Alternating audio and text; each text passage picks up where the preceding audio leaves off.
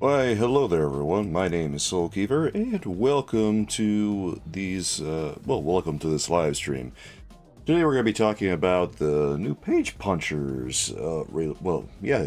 Excuse me, I was getting my mind twisted up with the newer DC Direct Batman New Adventures releases, but we're talking about the new DC Direct Page Punchers.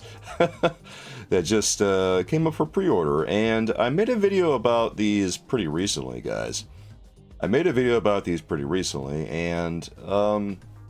I wasn't sure how these were going to be because we hadn't seen the action figures in their entirety. All we really saw were some initial promo photographs, and, whenever I make a video based on that, it leaves maybe a little bit something to be desired. So I initially said that I thought that Shazam was pretty good, and I didn't know whether he would be any good.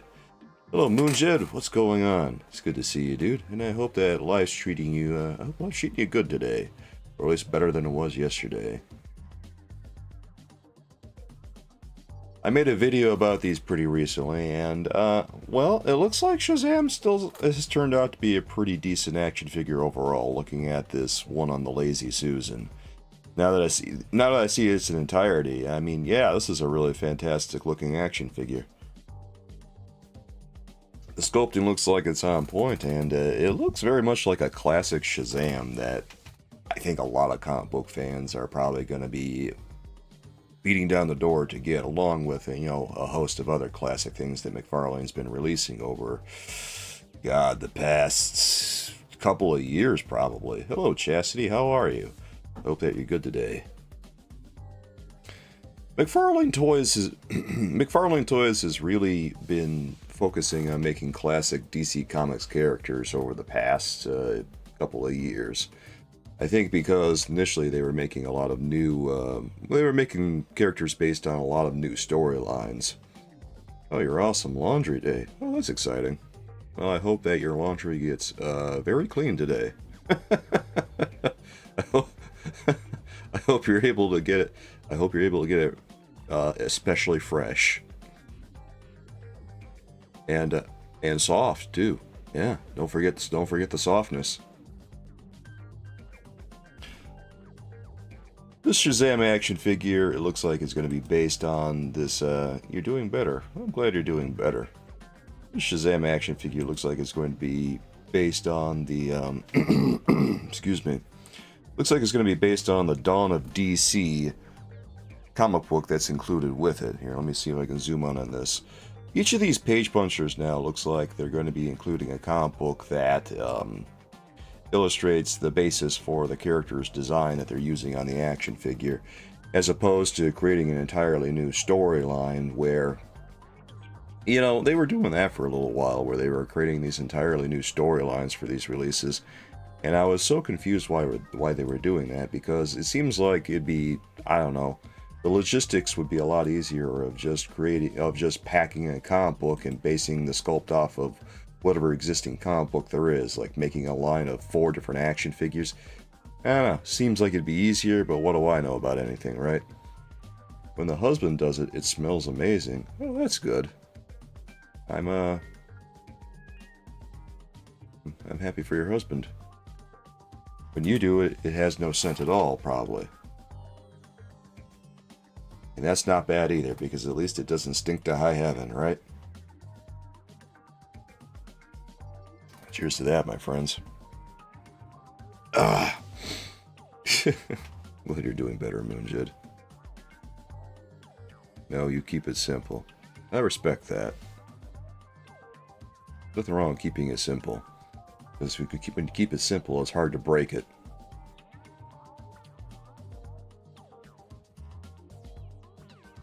I've been waiting personally for a Shazam action figure like this for a little while, and I did note that I was pretty excited about this one in my video that I posted, probably a couple of weeks ago or something.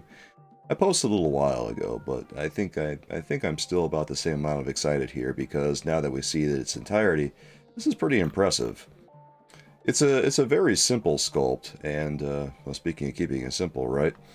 And I did note this during my video that this is a cloth cape, and I'm still like getting used to seeing cloth capes on McFarlane Toys action figures. I'm not used to it. I'm used to seeing the big plastic monstrosities, which have been the norm for probably, God, I don't know, 20 years or something. So seeing cloth capes included with these things again, yeah, it's kind of a trip. But I'm not mad about it. Here. Oh, well, here's another back shot of what it looks like on Shazam's release.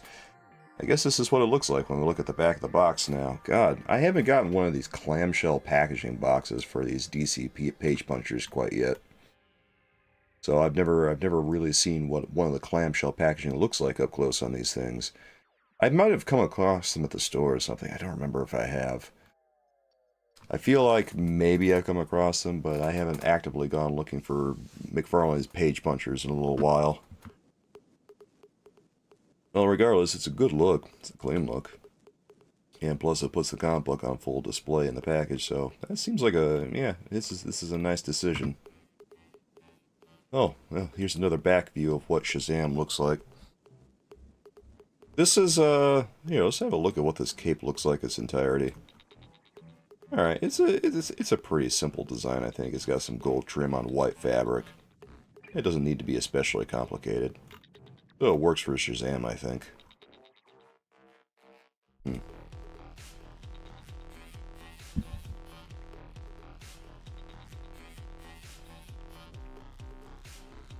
Yeah, I love what they're doing with this one. I like the accents on the hair are working really nicely for it.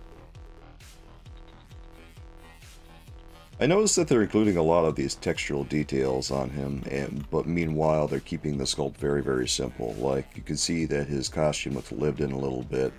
The fabric is folding over a little bit. It's not just smooth plastic for the most part. Well, it is once you get to his torso.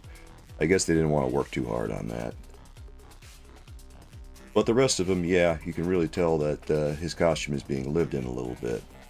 He's got his nice, well, he's got his floppy pirate boots, but they're very subdued. They're not like overwhelmingly floppy. They don't feel like Captain America's boots or a classic Captain America from Marvel. Yeah, it's neat to see.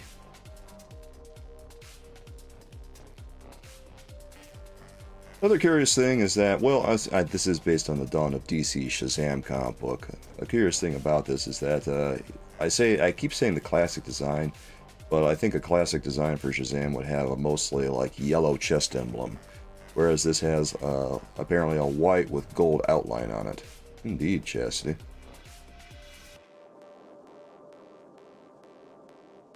But like I say, it's based on Dawn of DC and not like straight up classic DC comics, so yeah, I guess it's going to be a little bit different. It still looks good though. And this is leagues better than the previous Shazam action figure they came out with. They came out with a Shazam action figure a little while ago. I don't know, let's see if we can maybe pull it up here. I meant to pull it up here before I went live, but you know, sometimes things slip your mind, we'll put it that way. God, look at all like the Shazam action figures they have made. They've made this King Shazam from the Infected storyline. They made here's like the Rebirth Shazam. That's mostly what McFarlane Toys was doing for a long time, was making a bunch of DC characters based off of the Rebirth and New 52 New 52 eras of DC Comics, and to mixed reviews from a lot of DC fans, because a lot of DC fans, you know what they want? A lot of action figure collectors want like the nostalgia. It's a lot like video gaming in that regard. They want, or a lot like anything, people want the nostalgia, and you know, action figures is no exception. But this is their previous attempt at just a regular Shazam. And God, I think when you look at this one, the difference is pretty much immediate. Wow, you look at this one.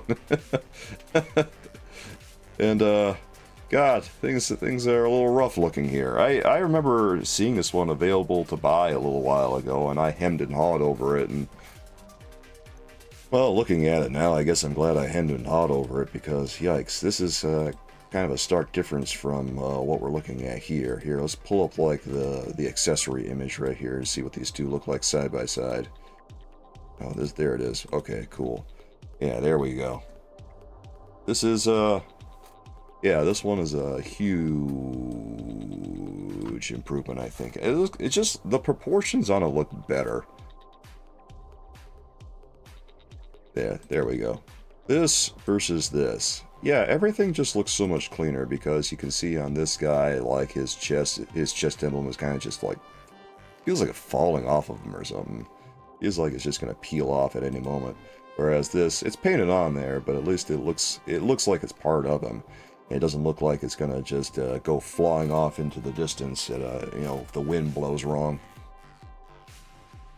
This one came with a set of extra hands. This one comes with a set of extra hands too. So, I mean, it's fine. I think that the hands that it comes with, I mean, they both have very similar looking hands, but I I just like this one better.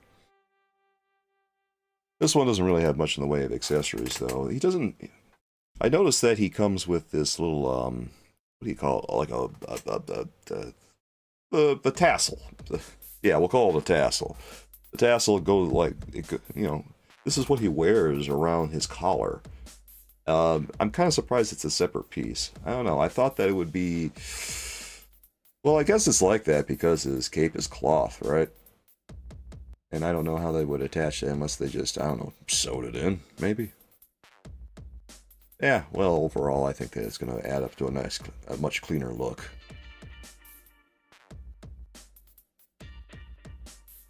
You missed out on it. Well, I mean, they're probably going to make more of them, right? I wouldn't worry too much about pre-orders. What always happens with these things is that, there's a bunch of pre-orders, they all sell out, and then they finally release them, and then make a few more to meet demand, because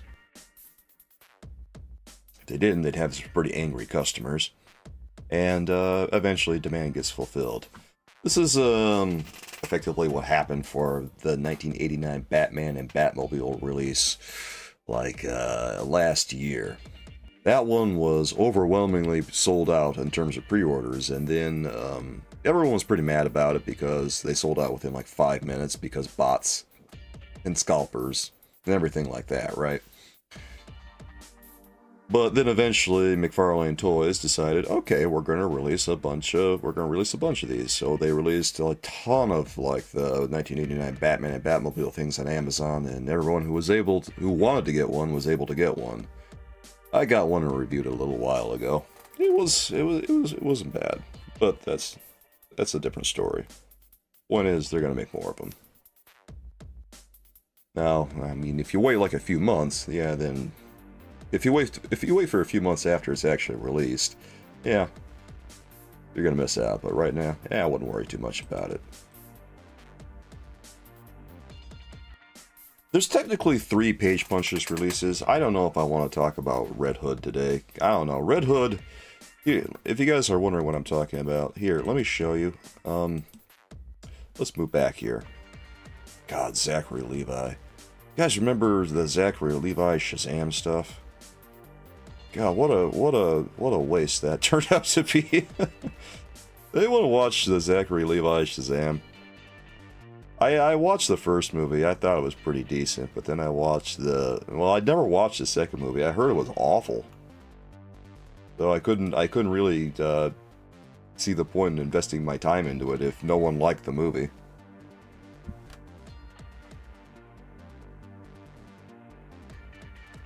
So the second too, it's okay. Okay.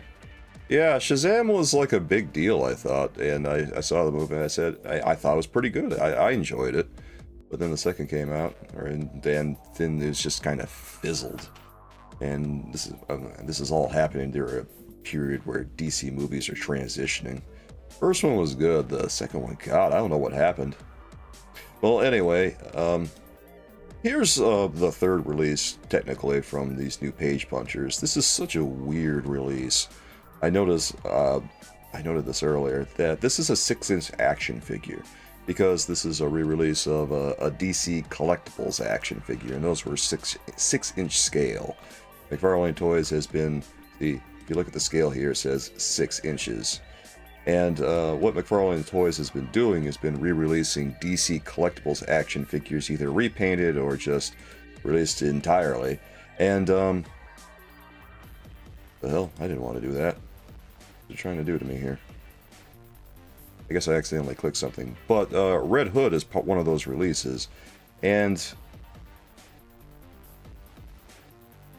one curious thing about Red Hood, though, that I've noticed is that he actually comes with a gun and a bazooka, which is completely out of character for DC action figures over the past 4 years. Because, like, maybe a year after McFarlane got the license for DC action figures, there was a mandate from Warner Brothers in DC that they couldn't have guns in the packaging anymore. But, you know, obviously, we're seeing some firearms here. I mean, there's a whole friggin' bazooka in this thing. Look at that. So, I'm a bit surprised. I'm glad to see it. I'm not mad about it. I hope that it's an indicator of things to come, right? Well, I think I noted this earlier. I don't know how I feel about, like, I don't know why they just don't release this as a regular DC Direct Batman The New Adventures release. Why don't they just put that out there again? I don't know why he's a page puncher. I guess they're dipping their toe in the water, trying to see if maybe there's some interest in 6-inch scale page punchers. But to my way of thinking, they've already established the line at 7 inches. They should probably just stick with 7-inch action figures instead of having this mismatched piece of work alongside Shazam and Superman.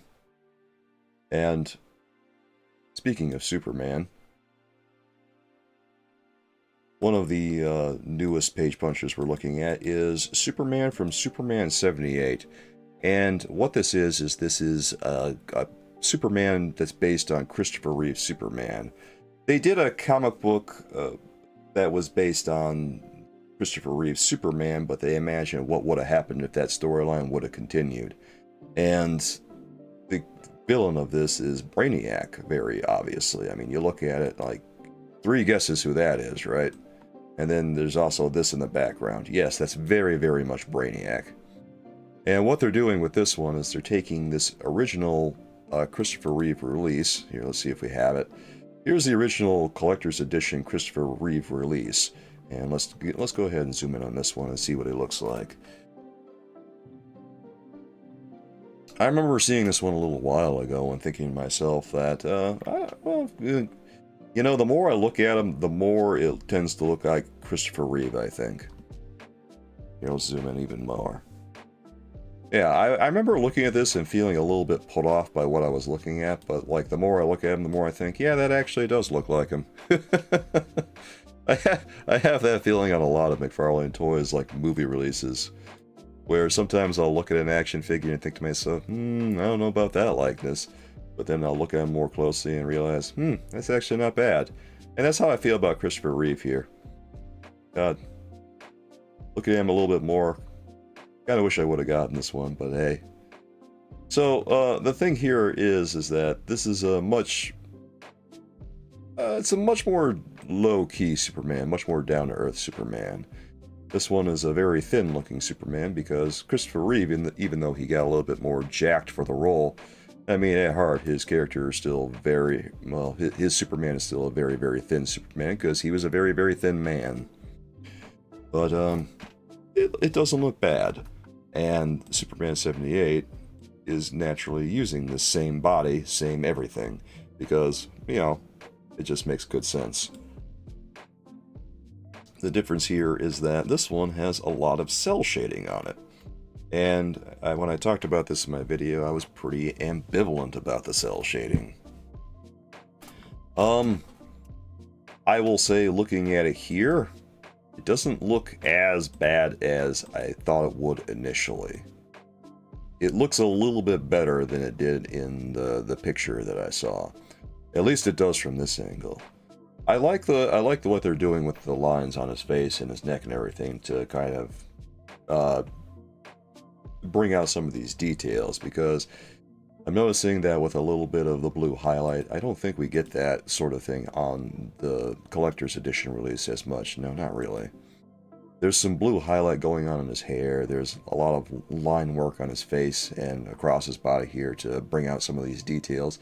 And with this line work, I'm noticing that this looks even more like Christopher Reeve than the movie action figure did. And maybe there's something to be said about a little bit of line work on your action figures. It works for me. Let's take a look at this thing from another angle, because I kind of wanted to do that. I did note that this is one that I wasn't too enthusiastic about, but this was one that I brought that up in my video that I released a couple of weeks ago.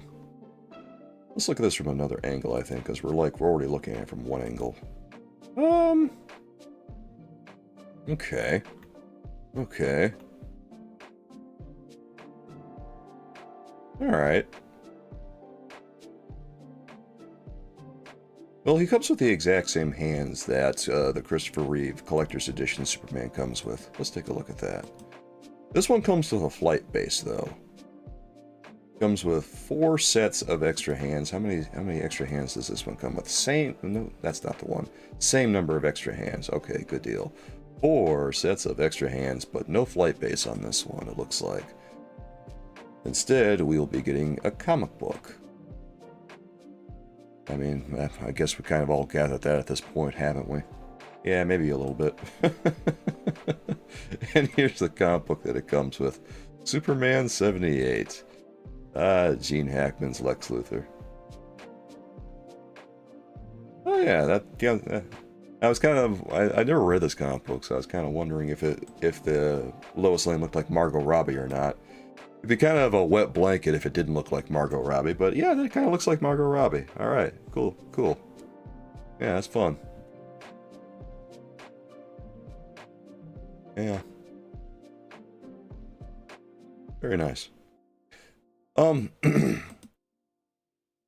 This one also comes with a cloth cape, just like Shazam does. God, I know I'm going to be talking about, I know I'm going to be raving about cloth capes a little bit for a while, until the initial shock of seeing them wears off. But hey, I'm not mad.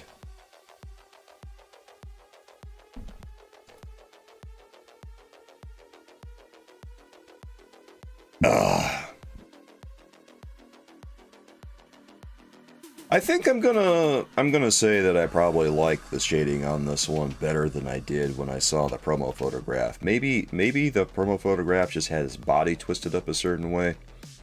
I don't know, but the shading here is working a lot better for me than it did when I first looked at it. When I first saw it, I'm trying to think of what my mindset was, but I think this block here on the side of all this, like, this big black shadow, I don't know, it just looked off to me. It looked like it didn't belong, but now, it doesn't look half bad. Yeah. Ultimately, I think if I still had a choice, I'd probably choose the collector's edition over this, but, yeah, because I'm not the biggest cell shading guy in the world, but if you're a fan of Superman 78, I'd say, yeah, this isn't so bad. I think there's probably going to be a number of people out there who are interested in Christopher Reeve Superman who are going to, how do I phrase this? They're going to jump at the chance to get this, maybe not realizing what it is, and then they might wind up disappointed when they finally get it in hand because they thought they were getting, I think they're going to wind up confused and think that they were getting this release instead, the one that was just like the plain Jane Christopher Reeve Superman. Now, I say it out loud, and you say to yourself, well, how does that make sense? How do they not know what they're getting themselves into? And, well, you know, it happens sometimes. Because it's just, yeah, human nature. But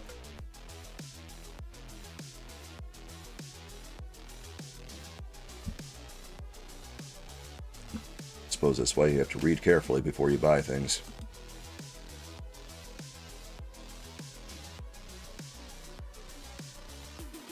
You know what? I want to take a look at what this looks like on the Lazy Susan. I don't know. Look at this thing, actually. Yeah, look at this. I'm noticing that the shading is a little bit different on what we're seeing here on this Lazy Susan. Look at this versus look at, here, let's bring this over. Yeah, look at this. You see how there's some line work that's not present here, that's present over there? Maybe that's what I was looking at. Maybe this thing on the Lazy Susan is what they were taking the promo photographs with. Because that's not... Yeah, this looks like more of a finished product than this does. Here, let's take a look at this.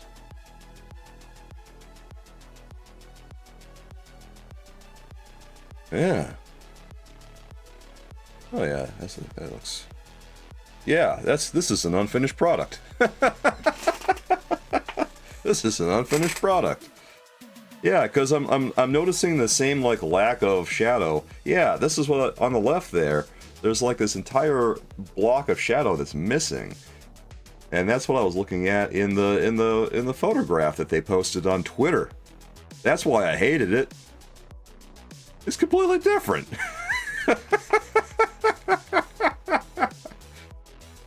What the hell did they post this for? What's going on here? Why would they put this up? It doesn't even match the product, for God's sake. Yeah, this looks so much better. It's kind of crazy.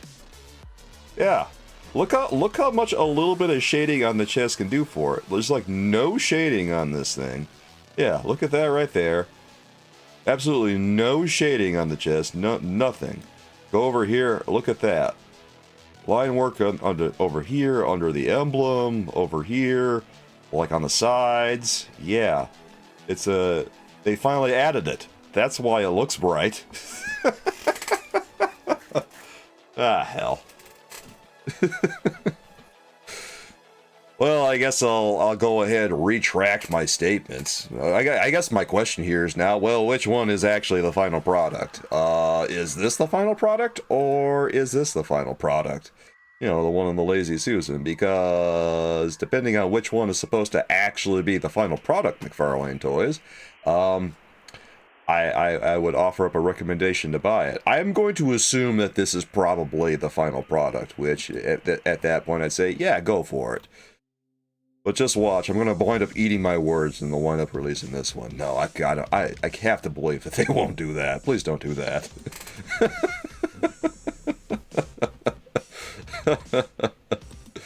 Ah, hell. Yeah, this is a pretty cool action figure. I like this one a lot better now. God. Yeah, these new page punchers they're coming up with are pretty awesome, I think. I like these a lot better than the initial 7-inch ones. McFarlane Toys, like, just to give you guys some perspective on page punchers and stuff. They've been making these page punchers for probably, I don't know, like the past couple of years or so. Well, not even like a couple of years. They've been making them for like a year, I think. Hello there, K-Mac. How you doing? Happy Sunday. Hope that you're having a good day today. Or at least a good start to your day. Yeah. If you're not, I hope it gets better. Alright, so let's take a look at like some of these page punchers that they've been making. Just so you guys have a little bit of perspective. You might notice here that there's like these little guys, these more simplistic looking guys. These are 3-inch page punchers. And then they also have 7-inch page punchers. And the 3-inchers are just like $10 action figures, and these ones over here are like $20 action figures, the 7-inch ones. So, well, actually they're $25, excuse me. They're $25 because they have the comic book. And what they were doing was they were releasing these, and like these waves, here, let's bring up like Captain Cold here. These waves would have one single comic book included with the wave. And every single action figure in that particular wave would have this same comic book. Hello, Hills, how you doing? Hope you're doing good today. So I have like Gorilla Grodd. Here, let me show you guys Gorilla Grodd over here. Where is he? Gorilla Grodd. There's this guy right here. I have Gorilla Grodd, and he comes with the exact same comic book as the other 4 action figures from this particular wave of action figures. See that comic book, and then see Captain Cold's comic right there? Yeah, they're the exact same. So, but bearing that in mind, you have a lot less incentive to collect every action figure from a wave of these. because you're getting the same 5 comic books. Why would you want 5 of the same comic book? It doesn't make sense. You can tell that someone wasn't thinking things through at McFarlane Toys, or I don't know what the hell the rationale was supposed to be, but it didn't make sense. And it was like that for multiple different waves. I think the last one they did that on was one that I didn't even talk about in recent times. I think the last one I talked about was this Fighting the Frozen line right here. And even this one had, you know, the exact same comic book. You're good, Hills? I'm glad you're good. I'm alright too. I was just changing my opinion about a Superman action figure. You would do it in random per figurine. Anything would be better than what they were doing. Like, the action figures they were coming up with were fine. I didn't necessarily care for the idea of what they were doing, because what they were doing was... Okay, so they actually got a little bit creative with this particular wave, where they included the same comic book, but they gave it variant covers. They were trying to mix it up a little bit during Fighting the Frozen, but same comic book ultimately, just variant covers now. They were taking baby steps toward what they should have been doing all along. I guess variant covers were a start. Also, what they were doing with these was that they were creating an entirely new storyline for the wave and creating action figures based around that, which, novel idea, I guess, but not really anything that collectors were asking for. Collectors, by and large, they want characters they recognize. And you come up with Caveman Batman here. It's a pretty cool looking action figure. It's a real Conan the Barbarian looking action figure, but probably not something that the average collector really is beating down the door to get. You know what I mean? You showed this to a kid or something, they probably think it looks awesome. Probably want to play with that. I mean, admittedly, the playability on something like this, yeah, that's pretty cool looking. And then like this deep sea diving Mr. Freeze here, yeah, that's pretty cool looking too. Really Lovecraftian look to it. Cool looking, but is anything a collector wants to have? I mean, probably not, because that's not any Mr. Freeze I've ever seen.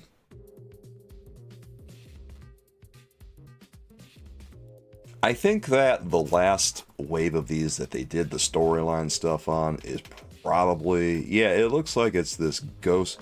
God, they only made like one whole wave of these. One wave of 4 since I stopped talking about toys. Okay. I think the last storyline they did was this Ghost of Krypton stuff. And I'm thinking, based on 3, I don't know if these are all the same comic book, to be frank. I don't know. I never like got a good look at these. But yeah, this is like the first, I guess my point here is that this is the last wave that they did based on a storyline. Because it looks like now they're doing all these individual releases over at McFarlane Toys, because they started doing, say, Robin, who's based on one storyline, and then they did Deathstroke, that's based on an entirely new storyline, and these are like the last ones they did before these most recent ones with Christopher Reeve Superman and Shazam and Red Hood. Robin over here is based on his appearance from Batman and Robin over here. This particular comic that we're looking at.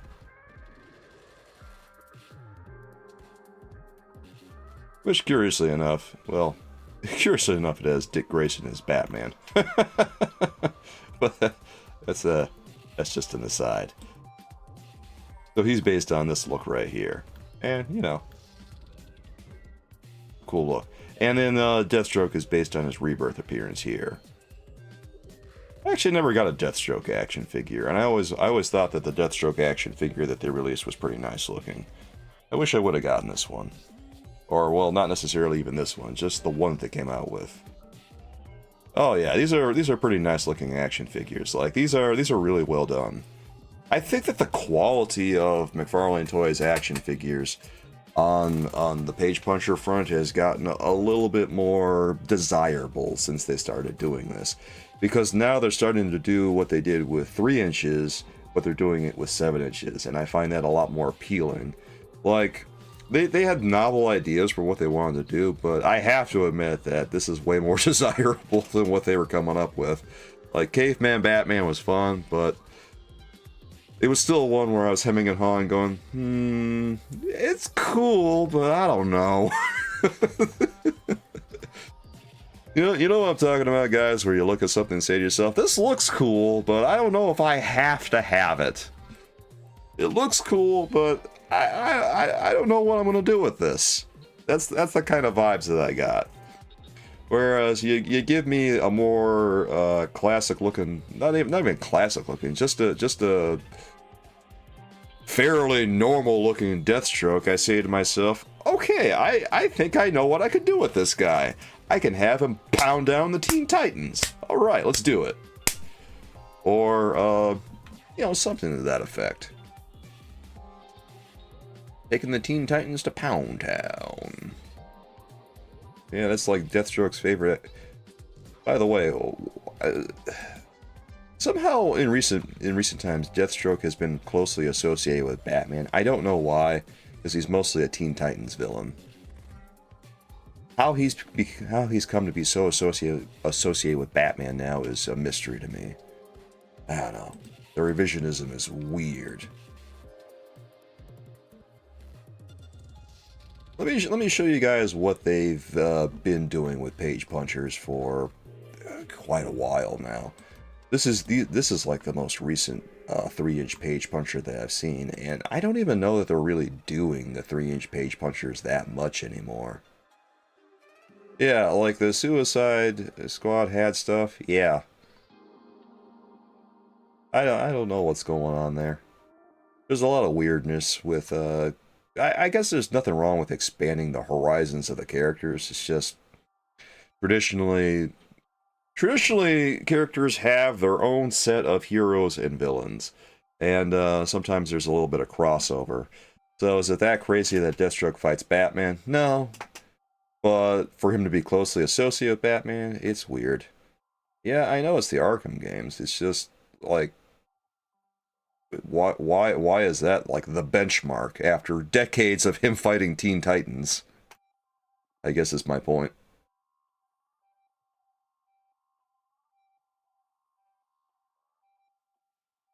Alright, so I think that the last individual... God, was this just a single release or something? Yeah, I thought there was like a whole wave of 3-inch page punchers a while back, but I guess, what the hell? Yeah, there was the Rebirth Batman, the Aquaman, and the Lex Luthor and Batman Beyond, and then it kind of just skipped over to these 2-pack releases right here. And then, boom, here's Blue Beetle. They didn't have a whole wave of these, they just had the one Blue Beetle individual release. Okay, so... Okay, well.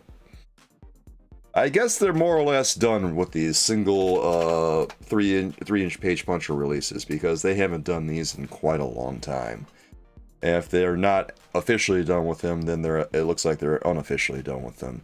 You guys have shorter memories now. Is that so? Yeah, probably. Look at me with my elephant brain, looking at the entire history of Deathstroke instead of one video game that came out 12 years ago.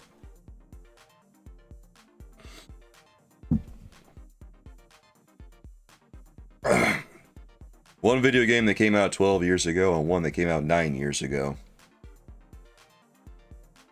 Alright, so this is like, this isn't the classic Blue Beetle, or not Ted Kord's Blue Beetle. This is, oh god.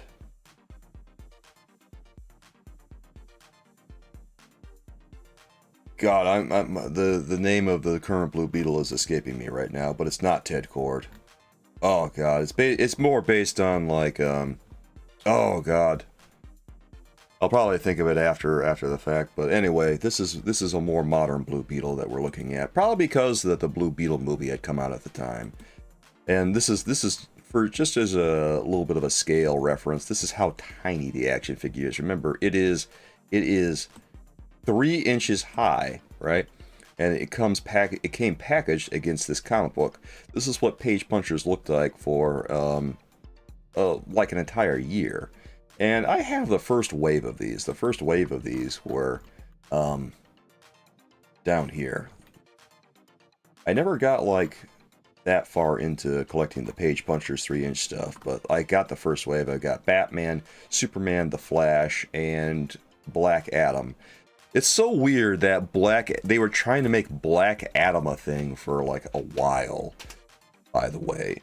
Like, Black Adam was in every single... It felt like Black Adam was in every single wave before the Rock movie came out. He was in the first wave of 3-inch Page Punchers.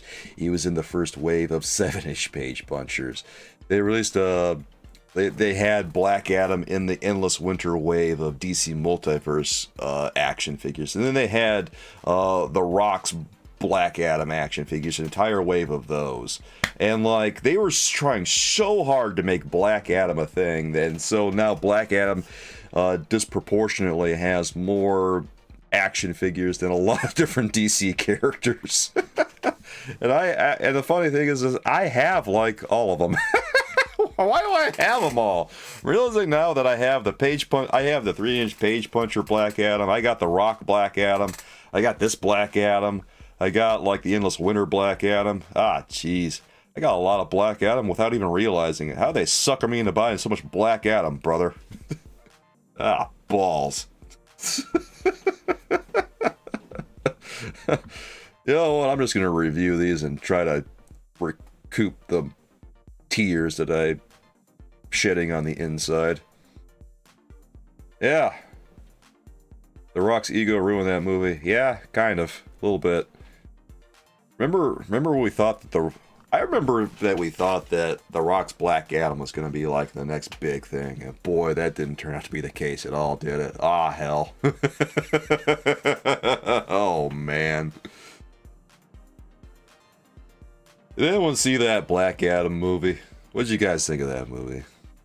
I actually didn't mind it that much. It bombed, yeah. I didn't mind it that much. It wasn't like a good movie. It wasn't a movie that I thought was going to take the world by storm like apparently The Rock thought it would, but I didn't hate it. As far as Rock movie goes, I mean, I thought it was one of his better ones, believe it or not. Excuse me. Sorry. Just a little bit of coffee coming up on me. Done with The Rock. Yeah, it was just okay, but it wasn't a masterwork, and it wasn't gonna like reset the I remember that The Rock was tweeting the hierarchy of power is about to change at DC or something, and it actually did, but not in the way he thought it was. It actually, everything just went straight into the lap of James Gunn. So the hierarchy of power did change. Not in The Rock's favor, though. Sorry, Rock. You never watched it, your dad saw it and didn't like it. I would say if you're morbidly curious, go ahead and watch it, because you'll probably have some fun, but just go into it with very low expectations, and I think you'll have fun with it. Don't expect greatness. Just expect a little popcorn movie. Anyway, this was the initial wave of Page Punchers, and I actually really liked these. I was a big fan of what they were doing, because right out the gate with these 3-inch Page Punchers, I want you guys to look at this. Notice what they're doing here. Okay, yeah, the action figures themselves are pretty cool. But notice that this comes with an issue of Batman #1, Batman Hush. Well, from the Hush storyline. And this one comes with DC Rebirth Superman #1, okay, because it's DC Rebirth Superman. And then this one comes with Flashpoint #1. This is the Flash. Notice this, they're all coming with separate comic books. They did this right out the gate with the 3-inch action figures, and they didn't do this same concept with the 7-inch action figures. And I said this in a video like a year ago, over a year ago, like a year and a half ago. What are they thinking? Why don't they just do what they're doing on the 7-inch action figures, what they're doing with the 3-inch ones? And I couldn't figure it out. But they finally figured it out after like a year and a half. I mean, it's a year and a half, but okay. Better late than never, McFarlane Toys.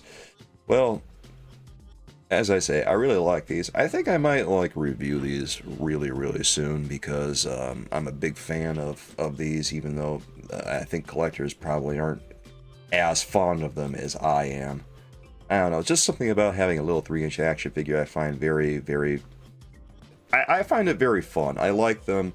They're simple. They feel very toyetic, I guess is the word. Toyetic.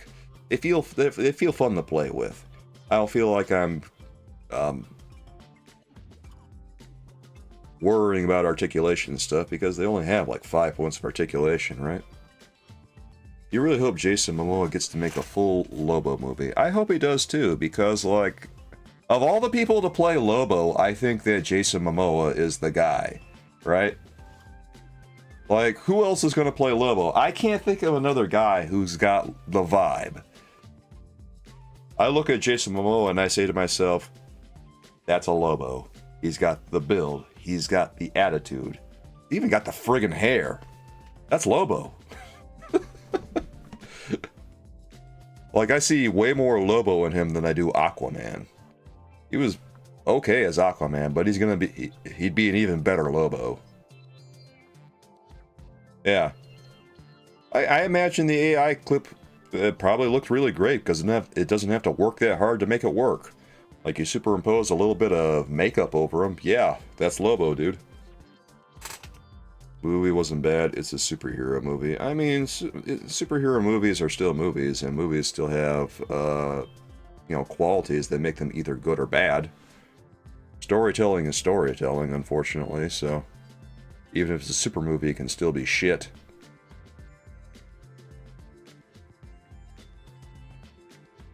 Case in point, Captain America 1990. Go watch the movie. You know what I'm talking about. That movie was balls. So was Suicide Squad 2016. That movie was friggin' balls. The Suicide Squad from 2020, though. Was it 2020 or 2020? 2021. I can't remember. But that movie that James Gunn made, that movie rocked. Hey, Odick, what's going on, dude? I have come. I wish I had the vibe. I don't even know what superhero I would play if I ever played a superhero. I don't really have the look. Oh god, I know. That movie sucked, Odick. Like, I tried watching it a little while ago with a girlfriend, and like, I said to myself, how bad could it be? And then I put it on, and I said, oh, that bad. Wow. Like, I worked with a guy a little while ago who was telling me how angry Suicide Squad made him when he watched it. And I said, angry? What are you talking about? It's just a movie. Why are you, like, getting mad about it? And he said, you should just watch it. You'll know what I'm talking about. And I'm like, I rolled my eyes. And I'm thinking, oh, okay, dude. Yeah, I'll go. I guess I'll go take a look. Let's watch it. And I asked my girlfriend, hey, you want to watch it? And she said, yeah, okay. Yeah, sure. I've never. Okay. He was enthusiastic about it. And then we watched it. And oh god, oh, it was horrible. I forget it. I had trouble making sense of the story. It was so incomprehensible. Like, it's a little bit like Resident Evil, where at heart the story is simple, but the storytelling of the way they constructed it is so incomprehensible that it's tough to follow what the hell they're trying to get across to you. That's a weird thing to say to somebody, Full Metal Rants. Why would you say that to anybody?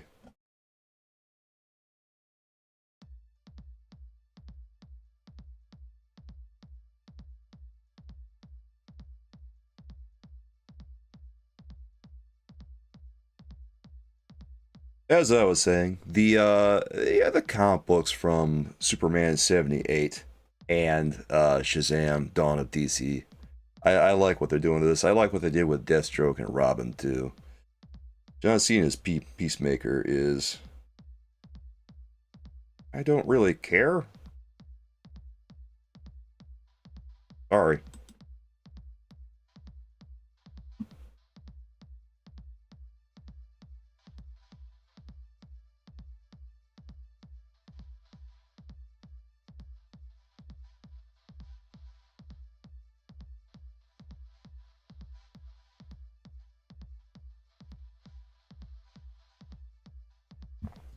Ah,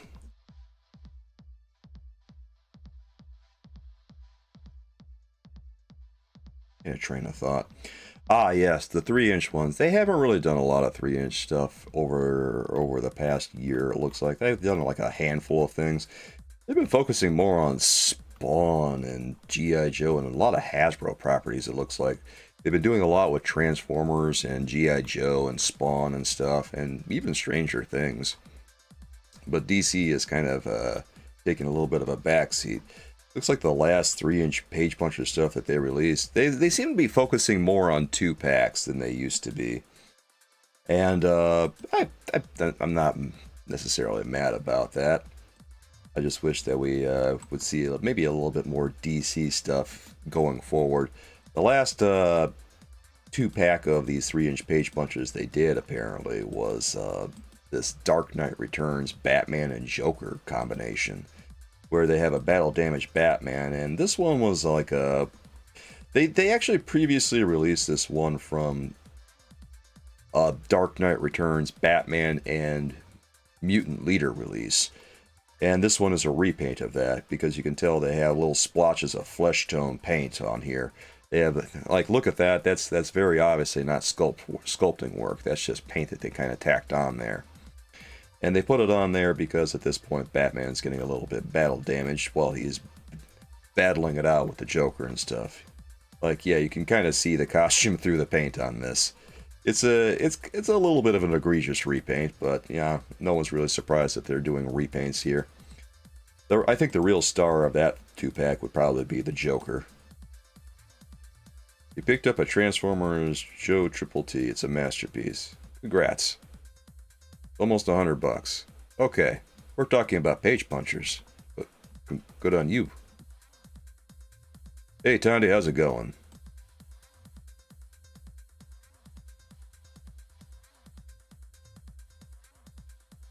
Whew.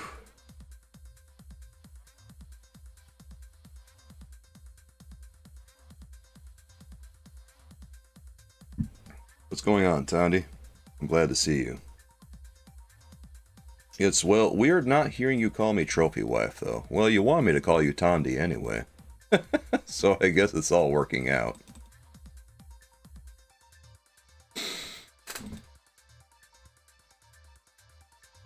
Oh man, I've still got this thing on the Lazy Susan going. By the way, for everyone coming in there, what am I drinking? Coffee. Oh, Dick. You notice how everyone seems to think that I'm drinking like alcohol or something? Like everyone wants to know what I'm drinking whenever I'm doing stuff, and literally it's always just this mid Dunkin' coffee that I started drinking because it didn't aggravate.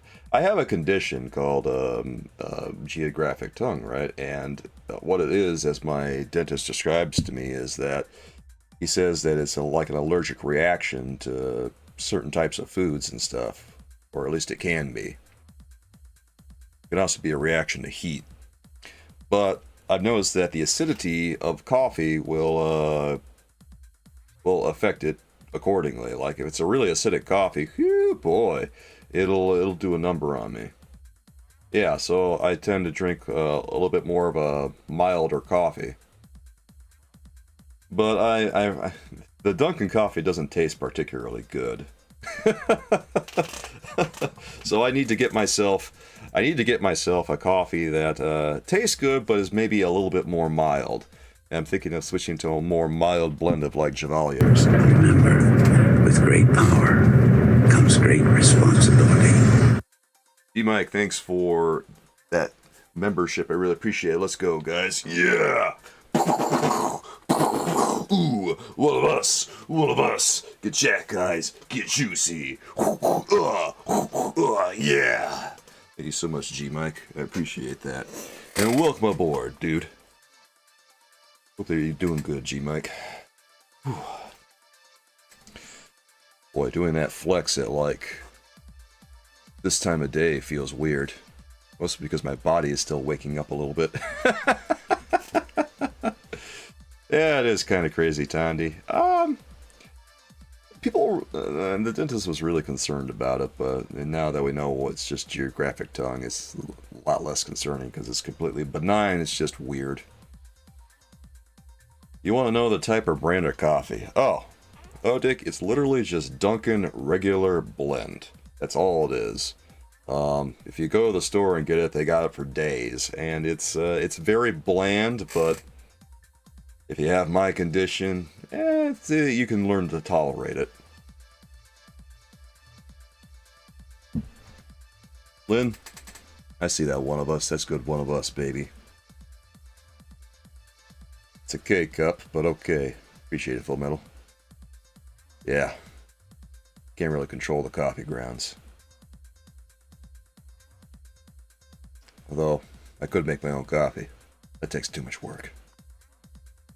Donnie, Starbucks is mostly yummy syrups and creamers, taste great, and feel like the coffee would be doable. It could probably pick it up with blend would pick. I do notice that cold brew coffees are a little less intense.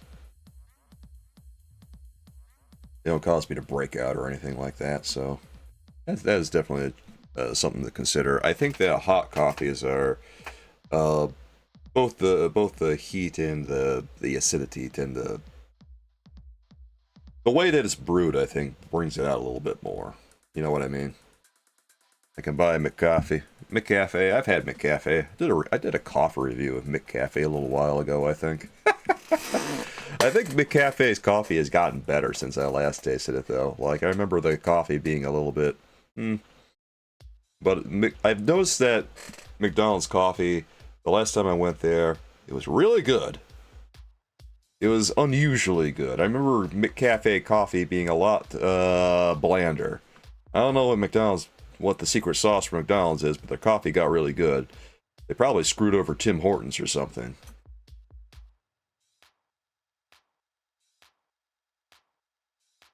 Well, I guess my final question here for these is, see, we're looking at this Superman on the Lazy Susan. I brought this up earlier for all the people just coming in. This Superman that they're showing off on this Lazy Susan doesn't have the same detail as this Superman here. You'll notice that on the upper chest and stuff, and probably elsewhere too, but mostly on this upper chest. I didn't like this action figure initially because the shading didn't look right. You'll notice that it's not there at all on his upper chest, on his torso right there, right? See it? Yeah, like that. But then you go to this one, this apparently is the finished product, and this looks way better. Like, it's kind of nuts how much better this looks. So I guess in my final opinion here would be, I like this way better than I said in my video, and I say, if you want to get it, yeah, go for it, because I think this looks great. I'm not the biggest cell shading guy in the world, but I have to admit that they did a nice job on this one, and it looks like a Superman 78. It looks like a comic book version of Christopher Reeve's character, which is the point of this action figure's existence. Good release. Better than I thought it was initially.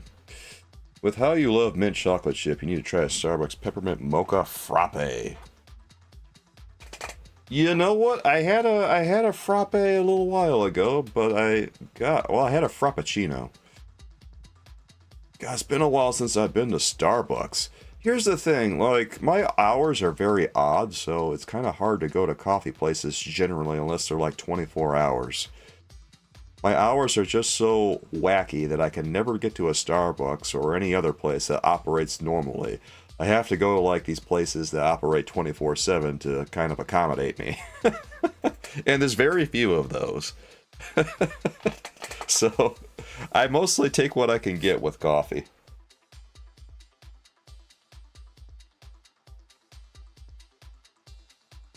But if I ever get a chance to go to a Starbucks and I have the time to go to one, I'll take a look at their Peppermint Mocha Frappe.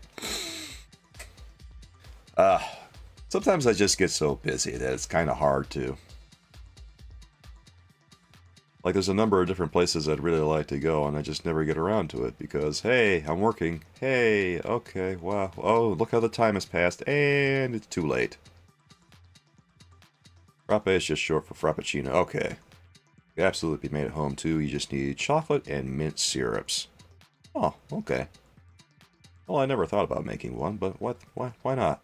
That might be good. All right, guys. Let me ask you a question. What do you think of these page punchers that I just showed you? Would you say that Superman and Shazam are decent releases, or do you think that they're just kind of balls? I like them. I like the track that they're on right now. I like what they're doing with Shazam and Superman. And I like what they did with Deathstroke and Robin too. I think that Page Punchers are just they're a little bit smaller scaled, it seems like, than they used to be. In that they're not releasing like these big waves anymore, but I don't mind them releasing in small batches as opposed to waves of 4, because I don't know, if the quality of the release is better, then it's fine by me.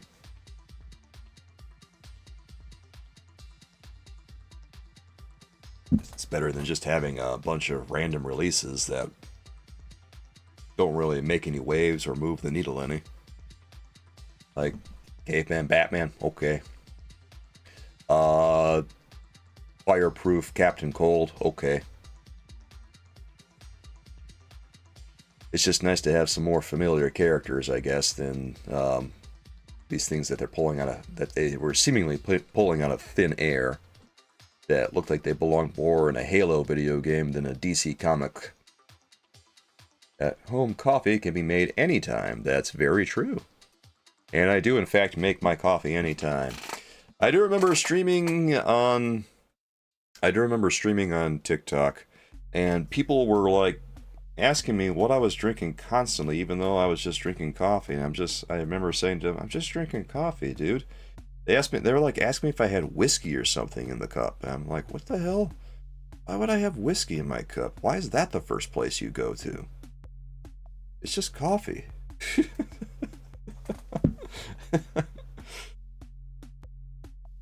And then I think they just said, well, I can't drink coffee that late at night. I said, well, I can.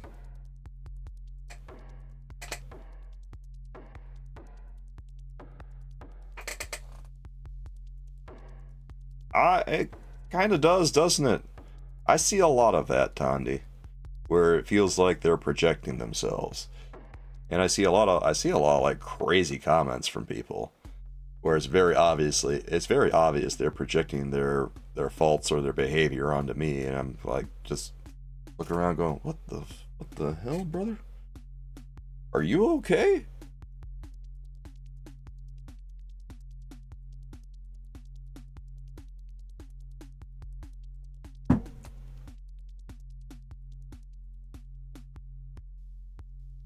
Well, judging by some of the comments, it seems that people are just functional alcoholics. Yeah. That's essentially it, Tandy. Yeah. I encounter a lot of people who behave that way around me. A lot of, hey, you play video games all day. Must be nice. Things like that. I mean, it's a little bit more complicated than just playing video games all day. I mean, there's a lot of other stuff. My day isn't just parked in front of a TV screen or a computer screen just playing games non-stop. I gotta do a lot more things than that. Video editing and everything is its own set of skills. And if you don't learn that, I mean, you're not gonna get anywhere.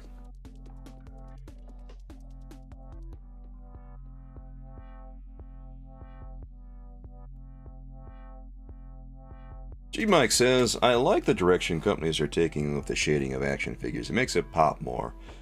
Yeah, they sometimes they do this, G-Mike, and it's a surprise when they do it, but when it's done well, I like the look of it. Sometimes these action figure companies, like Hasbro, actually did some Marvel characters a little while ago, where they were trying out cell shading, but they weren't doing it particularly well. It was kind of just slopped on there all haphazardly.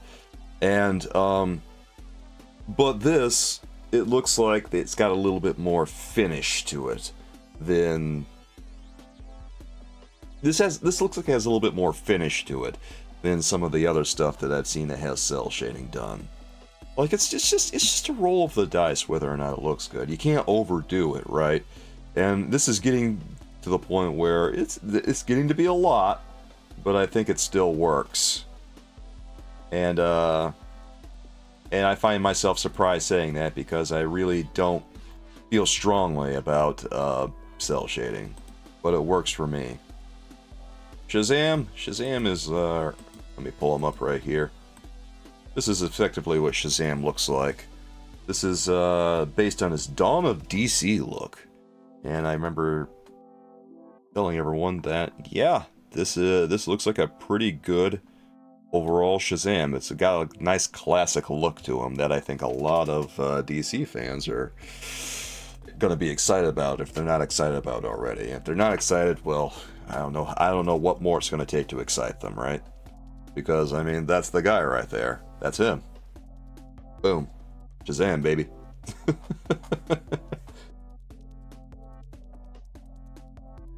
Yeah, being able to change... You can change the hands on these things. A lot of action figures these days will come with a change of hands, which is much different than what it was 20 years ago. Because if you were playing with action figures 20 years ago, I mean, the hands that were on them were the hands you got. Being able to change them now, it's a little thing, but it's kind of a godsend. What I don't like is when they include, like... I like it when they include hands that are just... When they include hands that are essential to the character. Like, if the character does a lot of punching, obviously you want some fists on them. If the character does a certain kind of hand motion, it's nice to have those, right? A couple of different choices like that. Whatever is character essential. If they just throw a bunch of hands in there, right? That don't serve a lot of purpose. And sometimes they do that, where they just throw a ton of hands in the package, and then you just wind up with so many extra hands you don't know what to do with them. I don't like that. Too many hands. But when they serve a purpose, then it's great. God, there's just a ton of Marvel Legends that have hand after hand after hand in the package, and sometimes they just include those because they don't know what else to include with the action figure. Lynn says, I like that some of them come with comics. That's cool. Oh yeah, the page punchers all come with comic books. The more recent ones come with character specific comic books. And the older 7-inch page punchers all came with the same comic book across a wave of 4 action figures, and that made them a lot less desirable in my personal view. Because, I mean, if you got a wave of 4 action figures that are based on a storyline and it's all the same comic book, then why do you want to spend $25 on each action figure, right? Because $25, I mean, that extra 5... Normally a DC Direct or DC Multiverse action figure would be like $20.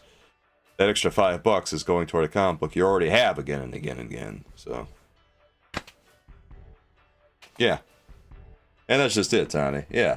Too many hands, they're going to get lost. And that's... Let me tell you what happens when you have too many hands. If you don't keep them in like a plastic baggie, if you don't keep them in like a container someplace, which is ultimately what's going to happen when you have that many hands lying around, right? They're just going to get lost. You're not going to be able to keep track of them because you got too many. They add up very quickly. So... I've already got like a little shelf where I wasn't really keeping track of the hands, and now they're just like kind of lost among all the action figures and stuff, and I don't know how I would ever wrangle them back together. What I really should consider doing is just throwing these things in a sandwich bag, maybe throw them in a drawer someplace, and then storing them that way, and then maybe I'll be able to keep track of them in some. Just imagine having a drawer that's just nothing but hands. A sea of little plastic fingies. Absolutely maddening stuff.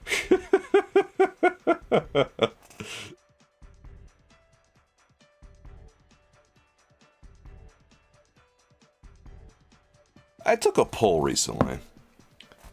Here on YouTube, and some people indicated they wanted me to like do a live action figure review. Yeah, a little jewelry box. I actually have a sort of jewelry box it's not fancy or anything, but it's like a plastic storage unit in the other room. where I keep a lot of like my toy stuff. And it has these little drawers, and I keep like little accessories in them, and maybe some smaller action figures are in them too. It's a convenient way of storing them. Like, it just makes good sense. Small accessories, put them in a small drawer.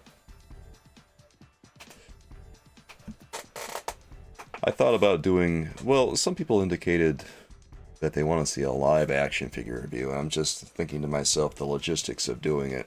I used to do it kind of frequently. I'm looking at things now, I'm thinking to myself, man, how am I going to pull this off? Because I used to have a certain setup that I would use. And now I've got like a whole TV monitor in the way of like my old setup. You're down for watching reviews and agree you don't think any of your jewelry boxes have jewelry in them. Well, sometimes you don't even want to store the jewelry, you just want to store stuff. I recently bought a Moon Knight action figure that's part of the Blackheart wave of Marvel Legends. And I remember looking at that wave and thinking that I was very impressed by it. There are a lot of action figures in that wave that I really liked. You're fairly new, so anything you do will be fresh and exciting to me.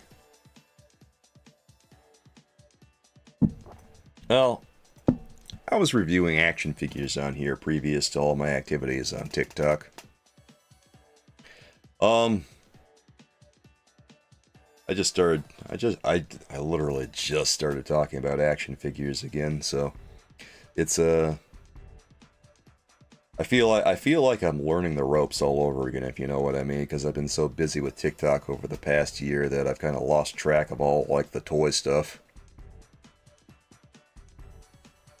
So I haven't been paying super close attention to what's been going on over at McFarlane Toys and Hasbro.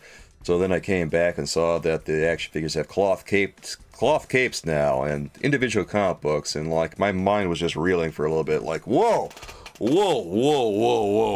this is a lot to take in. What happened here? What happened? Is everything okay? That's how I felt when I saw it. Felt like I was losing my mind seeing those capes. Saw a cloth cape on Superman and I just about lost it. I felt like my mind folded over in half. Couldn't handle it mentally for a second.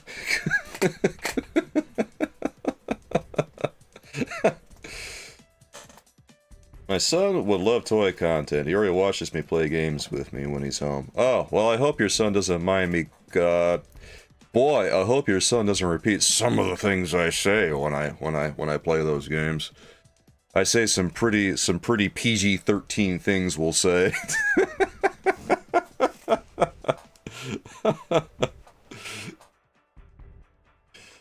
Soulkeeper's language gets a little bit colorful at times, guys. I don't know. I don't think his mother's a sailor. He doesn't bat an eye. Okay, well that's good, I suppose. I don't say anything too bad. I think it's just mostly, you know, a few F-bombs here and there.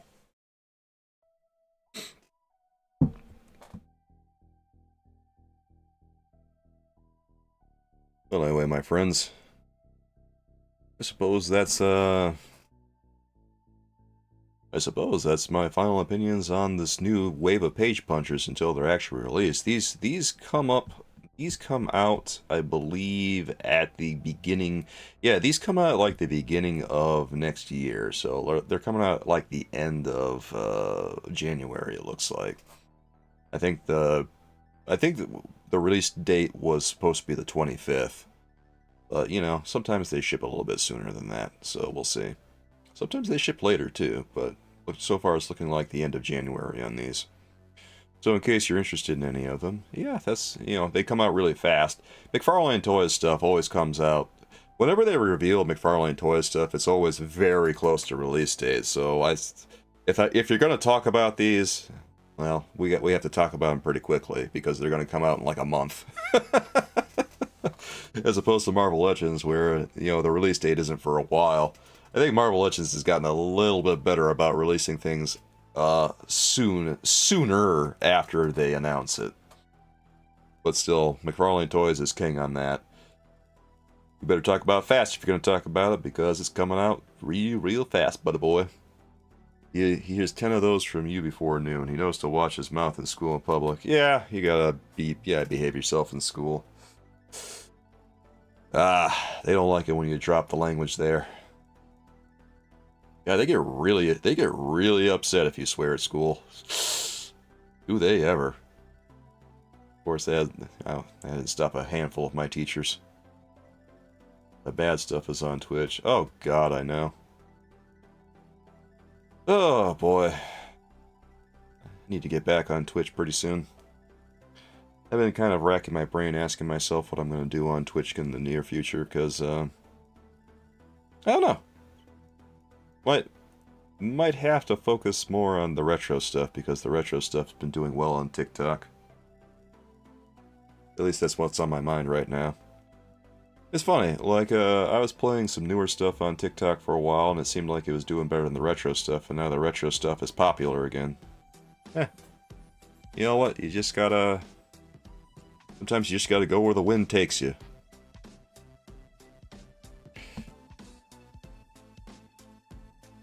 Hell. Oh no. Oh no, older games are popular. It's okay, let's play some Tomb Raider. Still haven't beaten Tomb Raider ever. God, that game is hard. Well, soulmates, I hope that you, enjoy these page punchers as much as I do. I think reasonably highly of them.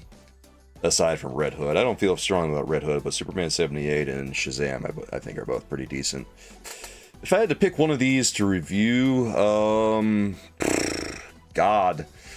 It's kind of hard. I would have to flip a coin, I think, because like I kind of like Superman 78 and I like Shazam. But if push really came to shove, I would say Shazam. Just because I think I like him just slightly more, just because hey, comic book Shazam, baby. But I wouldn't be mad about Superman 78 either. The newer stuff is too accessible. It'll be popular for the hype period and then die back down. Yeah, that's kind of what I've noticed, Tandy. That there's not... It depends on the game, but there's not like tons of staying power. Like Silent Hill 2 Remake, it was popular for a little while, and then like the popularity of that game kind of just tapered off big time. Like, some people were trying to dunk on me here on YouTube about the popularity of that game, right? Or they're trying to dunk on me because like it sold 1 million copies or something, and I said okay, and we still haven't heard another update about how much it sold. That was a month ago that it sold a little over 1 million copies. If it sold like 2 million copies, okay, it sold about the same as Dead Space Remake and In Isolation and, you know, miscellaneous other games of that nature. Survival horror games or horror games. And guess what? They still were unsuccessful because they didn't sell enough copies. So, in the end, I'm kind of afraid that I'm going to wind up being right about Silent Hill 2 Remake being doomed to fail, because only selling 2 million copies, yeah, that's not terribly successful as far as AAA releases go.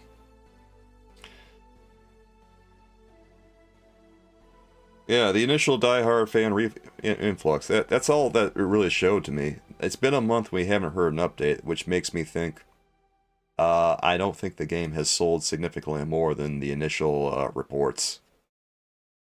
Otherwise, they'd be talking about it, right? Yeah. Thoughts on NECA? Oh, you mean like, oh, NECA.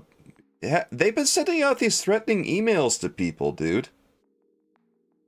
Yeah, they like accidentally sent something out to people, and now like they're threatening people that they need to send it back, and that if they don't, they're going to be barred from buying products from them or something. I haven't looked at it super hard because I don't really do anything with NECA. I don't really collect NECA, but like NECA is a toy maker.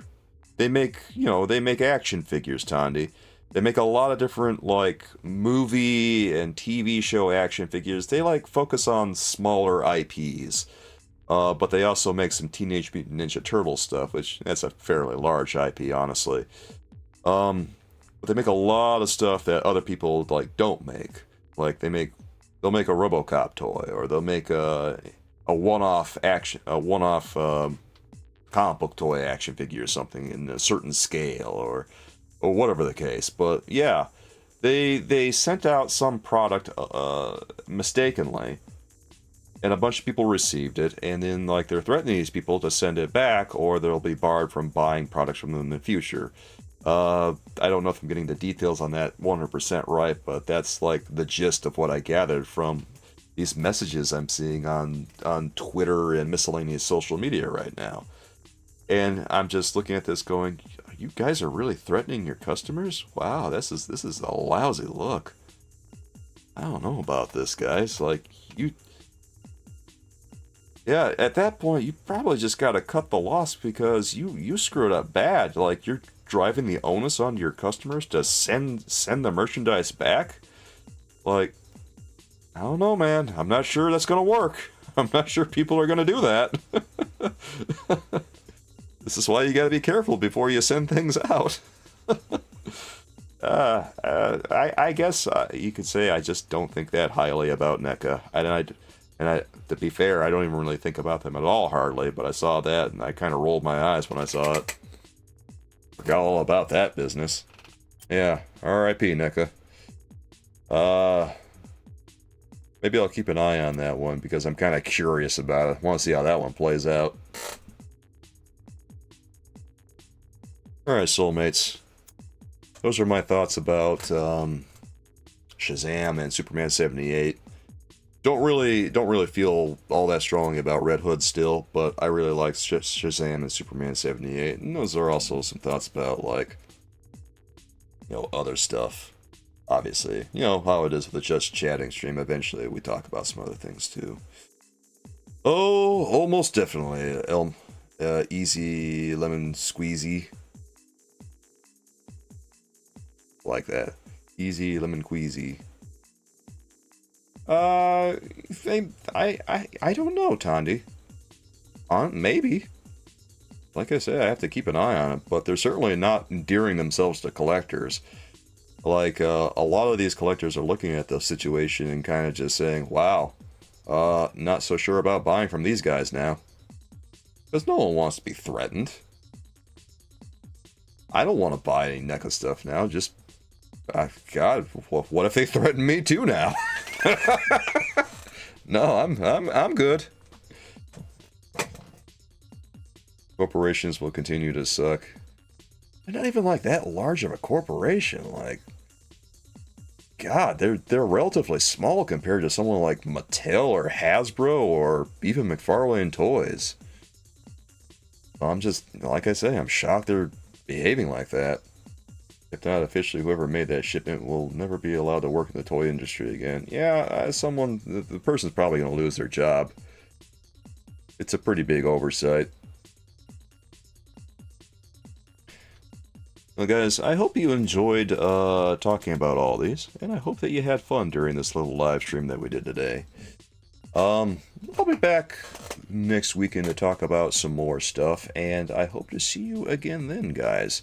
This new format that I'm doing here on YouTube is a lot different from my live streams that I used to do, but I've been enjoying it so far, and it's been good, I think. It's just an adjustment for me, trying to get used to what I'm doing with like this vertical format. The vertical format on YouTube is odd to handle, but I'm slowly getting used to it, I think. Thanks for all those likes, guys. I'll be back next weekend with some new topics to talk about, and I hope to see you again then, guys. I'll be on TikTok later today, and I think that we'll probably also be on Kick tonight, because I have to stream on Kick. I haven't been on Kick in the past. I haven't been on Kick for like a week now. I need to get on there. Well, we playing on TikTok? Yeah, I was thinking of putting in Tomb Raider, because I've been meaning to get back to it, and also I just I'd like to continue Tomb Raider and see if I can get past that Coliseum level, because that Coliseum level was hard as balls. There's a puzzle in there that I have to figure out that's really, really hard. Thanks again for joining me, guys. Hope to see you again soon. And thanks again for hanging out and spending your time with me. I'll catch you again soon, guys. Feel free to check out my other videos in the meantime. And I'll see you later, everyone. Have a good day, guys. I'll see you on Discord in the meantime, all of our subscribers. Thank you, Tandy. I appreciate it. Everyone else, I appreciate you too. Bye-bye, guys.